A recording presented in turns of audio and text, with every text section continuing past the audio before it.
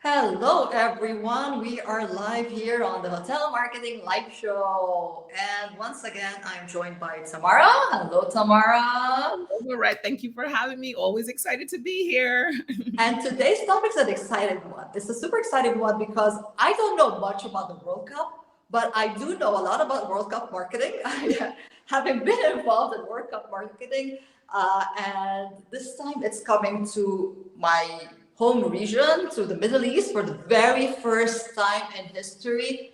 And for the first time in history, it's not taking place in summer because of the heat, which would not be really bearable for the players and viewers. So this time it's taking place in the winter months. And the interesting thing, it means it will compete with the festive season for many hotels. So many hotels now need to prepare for Christmas, New Year's, and the World Cup. So that's a lot of preparation. So today what we're going to do, we'll have a conversation around 25 minutes. Tamara and I talk about offline marketing for the World Cup. Offline, not online, because we tend to forget that marketing is not just online. Marketing also happens offline, yeah, and also happens within the hotels themselves, within their restaurants, within the rooms, within all their public spaces, public areas, and so it's not just online. So how to engage guests, potential guests, future guests, offline also, before, during, and after the World Cup.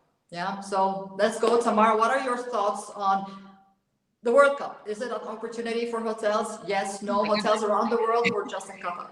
Yeah, it is. It's such an opportunity because it's football is such a fanatical sport, right? So there are fanatics of this sport. So the World Cup is, it is like the it is the biggest thing in the world. So I think there's such a great opportunity for hotels to really capitalize on the World Cup. And as we were kind of talking about this, it's not just for hotels in Qatar, right? It's really something that it's can happen all throughout the world, all throughout Europe. They can really focus in on how to really engage people who are already highly engaged. How do you engage them locally? How do you engage them regionally? And bringing people into the hotels for events, for different just different workshops, things that these fans want to see, right? And that can happen again, as you talked about, before the World Cup, after the World Cup, and during the World Cup, right? There's so And many. you know what? Before the World Cup might be the more critical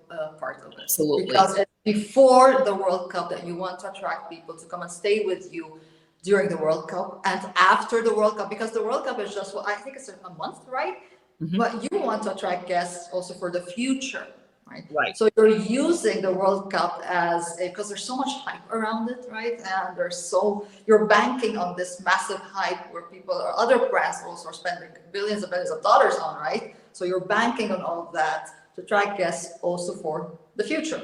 Absolutely. And so because people are already thinking about it, some ways hotels can start capitalizing is really thinking about, well, if the World Cup is later on in the year, what can I do in the months before that, right? Those months starting to think about maybe some clinics, right? Maybe some workshops locally, right? Because we're talking about football in general, predictions. How do you draw people in the local area to come to the hotel, bring their families, bring the kids? Who are your stars? How can you leverage stars in your area to come in and become the football influencers and have them come to the hotel and do events? That opens up a whole host of revenue opportunities when we look at an event. You're looking at catering. You're looking at people possibly staying there. So there's real opportunity with starting to set up those types of workshops and clinics that are very football specific. And we are here to give very practical tips, Yeah. offline marketing. What can hotels do before, during, and after the World Cup? Absolutely. Now, let's start with one idea. Let's do like this. One idea, we talk about it. Second idea, third idea. Yeah, what do you say? Yeah, for sure. One idea is a very simple one. In-room amenities, for instance. You have the turn-down service, right? You have the welcome amenity when people come into the room. You have when they're celebrating birthdays. So how can we use amenities to market the World Cup? Right. But No, I think during it's quite easy, right? you will just have a World Cup themed amenity, right? You can have like the ball itself. You can have. It's very important. I think this is key, and a lot of hoteliers they do a good job, but they could do a better job. Is there, you have to do some research in advance to know. Okay, the person staying with you, who are they rooting for, right? Where are they from? So it requires a little bit of intelligence. So you can use that to personalize the amenities. But what about before the World Cup? Can hotels use these amenities? Yeah, 100%. I believe they can. They should absolutely use them before the World Cup because we're already anticipating, right? So the World Cup, while it's in that one time frame, the build up, Yeah, exactly. so it's starting to capitalize. It's like almost like they have to ride the wave. So how do they now start? In the what is it before when the hotel is booked? What's that first connection to find out? Hey, what's your team, right? And it starts, and that engagement starts because I'm sure every fan wants to tell everyone exactly what their team is, who they're rooting for. And so they can definitely leverage the hotel amenities to engage and make that person feel as though, hey, this hotel is thinking about me. It's very personalized. And why is that also smart? Because then there's the connection with the online, which we will cover in the next episodes. But you do know that people will want to take pictures of those amenities and they want to tag the hotel, they want to hashtag, and they're going to say, oh, this hotel is getting ready for the World Cup, right? So we all know that we always try to create Instagrammable friendly, Instagram friendly moments, right, for our hotel guests. And playing with amenities is a simple one. It's actually not much of a, it's a no-brainer, right? But it needs to be done in a very effective way. What about restaurants and bars? Anything to say there, Tamara? Yeah, I think restaurants and bars, same thing, right? What are the other, because now football is going to be in full effect, right? So what are the other matches that restaurants and bars can start saying, hey, this is the pre-World Cup vibe. Here are these matches that we're showcasing. Come in, check it out. Here's a World Cup specific menu. Maybe we're featuring in a restaurant, maybe they're featuring, tastes of all the countries that are participating in the World Cup. So there are really ways to get people highly engaged. So, just imagine watching the World Cup and saying, hey, you know what? I actually ate something from every country there. I've, tried their local dish because this hotel really took the time to put in the work to give us that feeling. And so to broadcast past games. I think this absolutely. is one that a lot of people would like Mm, because there have been some memorable games from the past. And, in the during the World Cup, okay, you show the World Cup, the present games, right? But before the World Cup, you can still broadcast games. You can absolutely. broadcast, past iconic games that are still Absolutely. in people's minds. And I just wanted to say, sadly, Italy is not in the World Cup this year, so that hurts, but it's fine.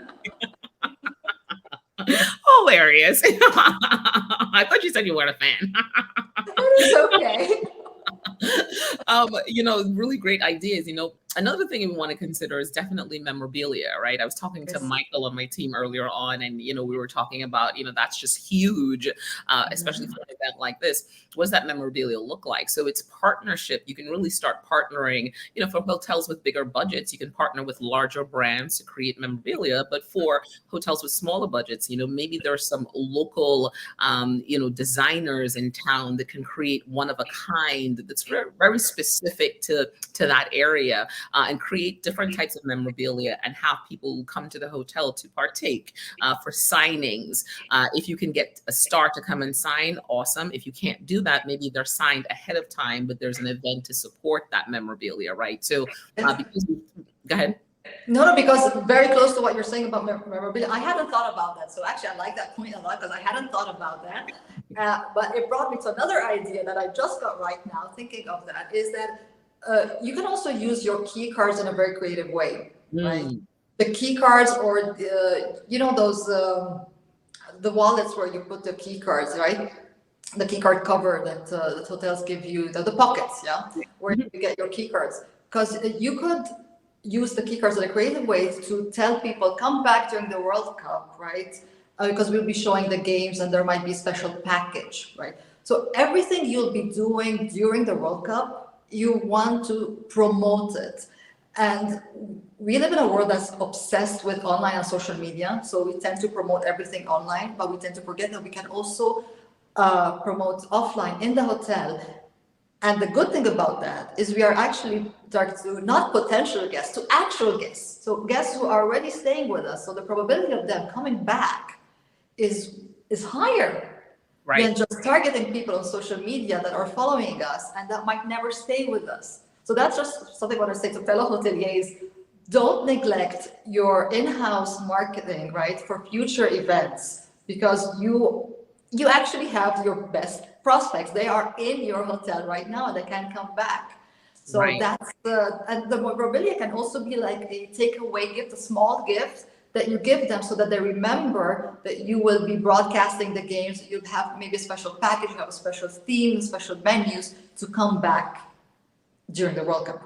Absolutely. And also, potentially thinking about what are the benefits of maybe potential discounts and early booking, giving them those opportunities to dive in and book the room, because there you also understand that you can present as though, hey, this could be sold out at that point in time. So if you enjoy this, here's what this looks like when you purchase at a percentage off. So I think there's really great opportunity in there with inbound marketing to really follow through and get to that place of the sale. For hotels in the whole world, so this is not only for hotels in Qatar, because I'm sure pretty much all hotels will be broadcasting the games somewhere. Well, I hope so, at least, because it Good. will be We're sad. saying you should be broadcasting the games.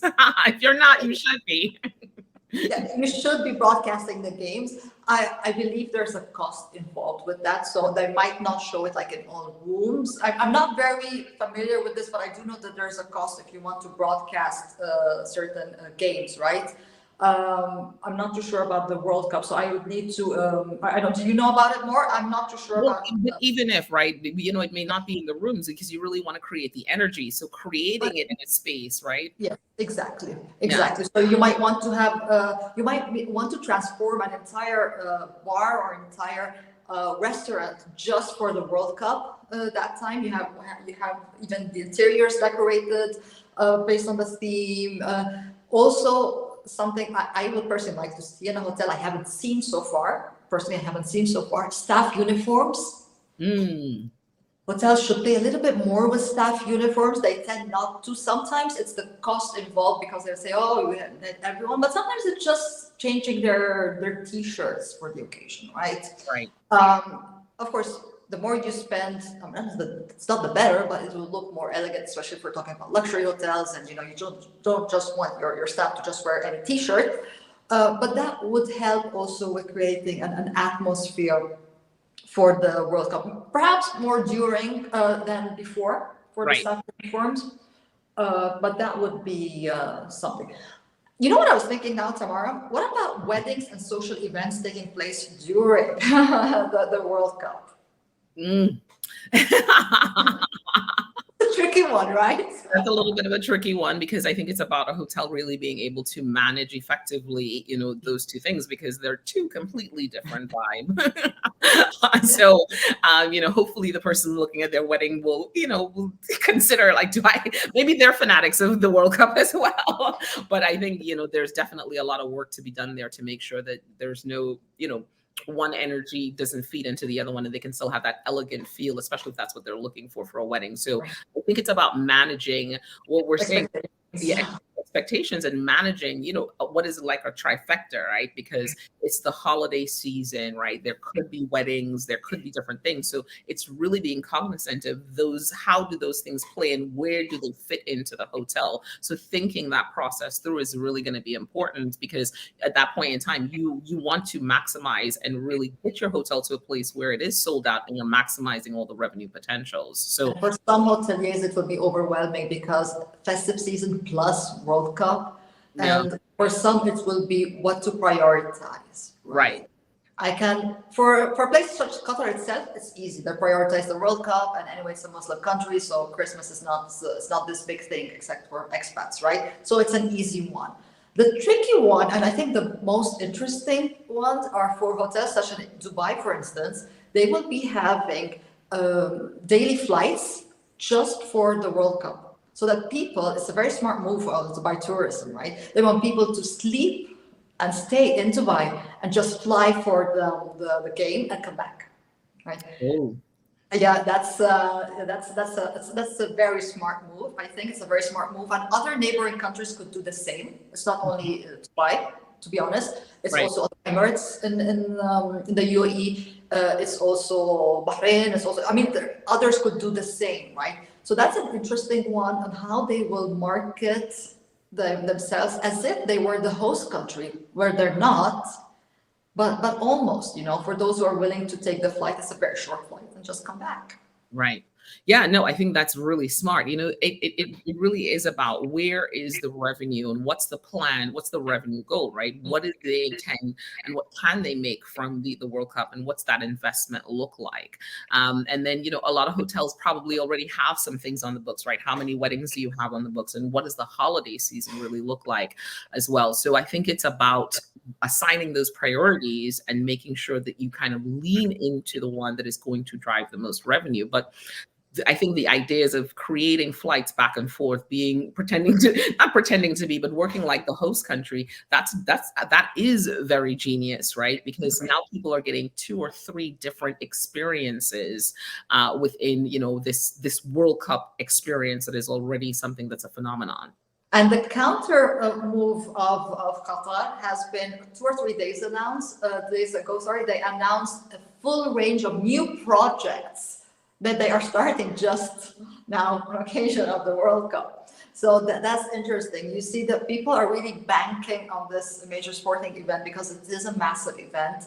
Very first time in the history of the World Cup that it happens in an Arab country. So it is a big deal, right? It is a big deal. It's the first time that it happens also during the winter months. So it is also very new. So I personally, if I were now in a hotel in the region, I would prioritize the World Cup and not the festive season, right? Because everyone knows there's Christmas, everyone knows there will be a Christmas gala, New Year's Eve event, everyone knows that. And if I'm not mistaken, the World Cup is mid-November to mid-December, right? So it still gives you some time to still promote last minute some Christmas deals, New Year's Eve especially, rather than Christmas, right? Yeah. So I would prioritize the World Cup, and I would personally seriously prioritize the offline part before, because it's something that goes neglected. And I'm sure people will do a lot online anyway, right? Absolutely. And of course, we want to be able to connect them. Yes. I think, one of the thoughts I had while you were talking was really about how can they leverage, right? How can they really fully leverage the World Cup in a way that is, almost transforming for their business and thinking about the latecomers. Yeah. The latecomers are the people who are like, hey, I'm going to the World Cup, and they have this disposable income and they're looking for every convenience. So thinking about those latecomers could be another business opportunity that could present itself, because there will always be those people who decided last minute. I remember when Trinidad made it to the World Cup years and years ago. I mean, the entire country pretty much, they were like, we're going, because that's how fanatical people are, right? Where was it that year? Do you remember? Can you remember? I think it was in Germany, I believe it was. Okay. So, and everyone I knew went. And so there was a lot of last minute, I'm hopping onto this, because this is not something that's happening every year. And people are sometimes, I remember when my dad was alive, we talked about this. This was one of his lifelong dreams. Like, that's a thing that people are thinking about. I'm going to put away the money so I can do this, right? It's like going to Disneyland for kids, for football fanatics. So the people who are going to be there last minute, that's going to present such a huge opportunity. And most people will be last minute. I tell you why, because with the recession now impending, with so much uncertainty in what's going to happen, gas prices, food prices, whatever. Some people are a bit cautious right now, right? To spend that much money on such a vacation, or so.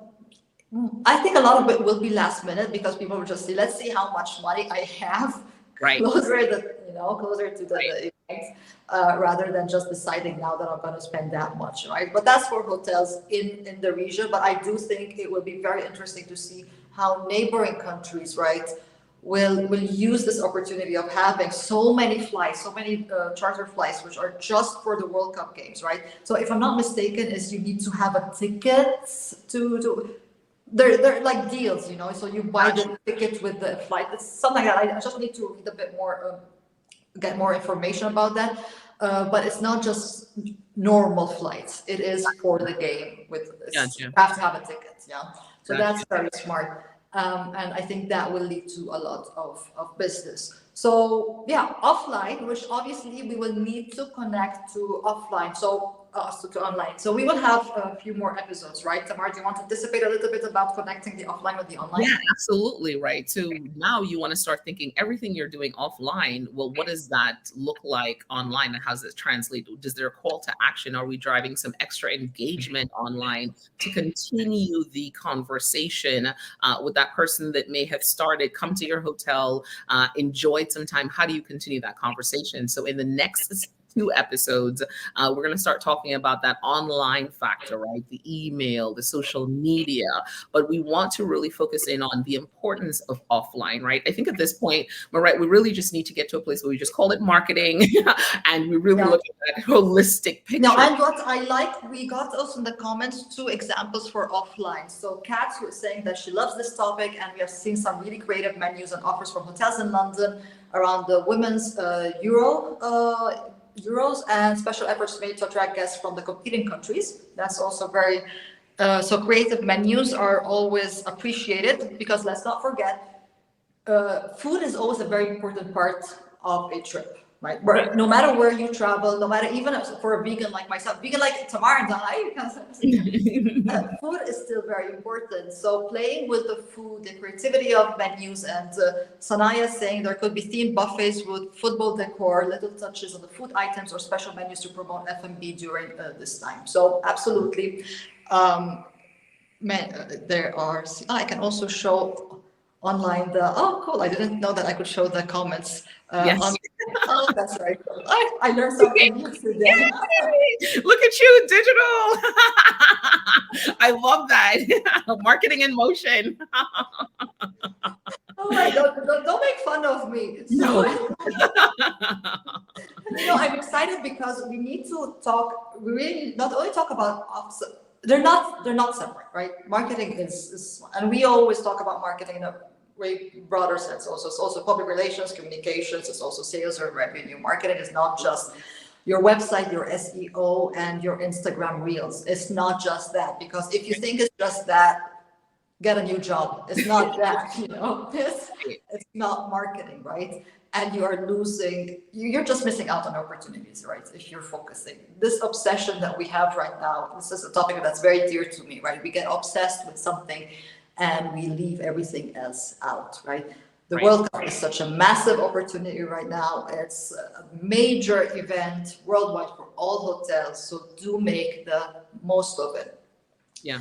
Next time, shall we talk about more about Instagram and TikTok, or what shall we talk about when we talk about online? I think we talk about social media a lot. I think we really need to start digging into sometimes the email campaigns. We need to look at, especially in the Middle East, WhatsApp as an option, right? What are those? Because there are other parts of social media that matter in different parts of the world, and how are we integrating those things, right? I think if we do a 3rd series, we can talk about TikTok and Instagram, but we really want to move people to that place of going beyond the likes and follows to get to that place of how are you leveraging all these tools to get these customers coming back, sharing with their friends, telling more, becoming those people that saying, hey, I love this hotel and I recommend this hotel, right? So you're a big believer in emails, right? You love emails. We can talk emails, we can talk WhatsApp, we can talk some about the not so sexy stuff, and then we'll come into the TikTok and the reels and all the Instagram and the pictures and fancy stuff. The interesting thing when it comes to emails, and I think we discussed this once on one of your clubhouse rooms in the morning, is that in the Middle East, whereas in Europe, you cannot use someone's email and phone numbers without their explicit consent, right? Especially in Dubai, I'm very sure that you can, and there are providers of all these. So there are people who actually sell this data, right? So they sell databases with email addresses and phone numbers. SMS marketing is huge, right? I remember myself working in a big hotel in Dubai where like we want to promote brunch. So it was Friday brunch and Thursday afternoon we would send out a spam SMS. Literally it was spamming because we bought their phone numbers. It was a provider. The way it works is that you don't actually see the numbers, but this provider guarantees that the SMS is sent out to let's say 1,000 numbers, or you buy a package of numbers, right? So once you have access to all of that, there's so much you can do, but segmentation comes into play, right? Although, I'm also not a big fan of this segmentation. Sometimes we just do too much segmentation, which we can talk about. Sometimes we just say we want to reach people who go to luxury hotels, but you know what? A lot of people could stay in luxury hotels, right? And they might not be categorized as luxury hotel goers in a database, right? But that's a whole. Right. But and I think it is a whole show, but I think we have to think about once those people come into the hotel, if they take that first token, they come into the hotel, it comes back to the offline marketing as well at that point, right? In order to move those people back into their world, into the right space in their database. So, those initial top of the funnel areas where they're saying, yes, there's this broad group. Once that person walks through the door, what are you doing to capture them offline? They're no longer top of the funnel, right? Yeah, they're no longer. They're in your space. So it comes back to our entire conversation today of being able to have things in place offline to be able to move them into the right space in your database now. So so I think that's where we can definitely go with the conversation. But I think text messaging is important, email marketing is important. Those things are really, WhatsApp is important. We should be having those conversations, and then get to the other stuff later on. Absolutely, and get also other members of the hotel marketing space involved. So on this note, I also wanted to say, please follow our LinkedIn page. So because there, I am too lazy to post hotel marketing tips and news on my own page. So we'll be posting it on the hotel marketing space LinkedIn page. And what we will also be doing, we will be preparing after we conclude at least 2 or 3 episodes of this topic. We'll be preparing some show notes so that you can have these notes and read about the ideas. And please do let us know also what you think. Maybe we should get also a couple of hoteliers involved, and maybe in like a 4th episode where they take these learnings and they also say, okay, let's will it work, will it not work? Because you know what, some things might not work for certain hotels. Agreed. Everything we're saying, there's no one size fits all advice. Okay. Agreed. We give advice. Hopefully it will work for your hotel, but it might not work for your property, right? And that's absolutely fine. But you also need to try things, right? Right. Saying things will not work is foolish. Absolutely. I think it gives them an opportunity to start thinking though, right? Because I think what we want to do is almost like this is an appetizer, right? So we want to start the flow of those thinking juices. So if these things may not work for your hotel, what are some of the things that you can think about? How do you step outside of the box just a little bit from what you've been doing in the past? And so this is really just a little bit of an appetizer to kind of get those creative juices flowing, because there's opportunity with the World Cup, and how do you leverage that for your hotel? Because that's what it comes back down to. What can you do offline to leverage and again increase the hotel revenue during a really important time when there are billions and billions of dollars that will be moving through the economies for the World Cup? So how do you get your slice of that pie, right? That's what's important here. And even if you just try one thing, right? You just try one idea. Yeah, if you see that changing staff uniforms is too costly for you, or you don't really see the point, or maybe you can't. Let's also not forget about some hotels are part of large groups, right? And they don't have full freedom in what they do, right? They need to follow brand guidelines. It might be that they absolutely cannot change certain things in the decor. They cannot change certain things in their staff uniforms and the room amenities.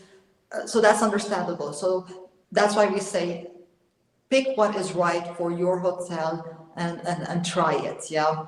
Absolutely. So thank you so much, Tamara, for this interesting conversation. Italy is not part of the World Cup, so it's fine if you don't watch it. No, I will watch it. And that's not a part either, but I will watch it. Well, thank you for having me, Marette. It is always a pleasure to come and talk, hotel marketing. And I think there's so many things that the hotel marketing space is bringing to the table for hoteliers. So I'm really excited to be part of this initiative. So thank you for having me. Thank you so much, Tamara. Thank you for those who watched live and for your comments and your likes. And to those watching the recording, this will stay on my feed and we'll also upload it onto the Hotel Marketing Space LinkedIn page where you have all the past also episodes related to the hotel marketing space. So bye for now and I'll catch you in the next episode. Tag replay. Bye.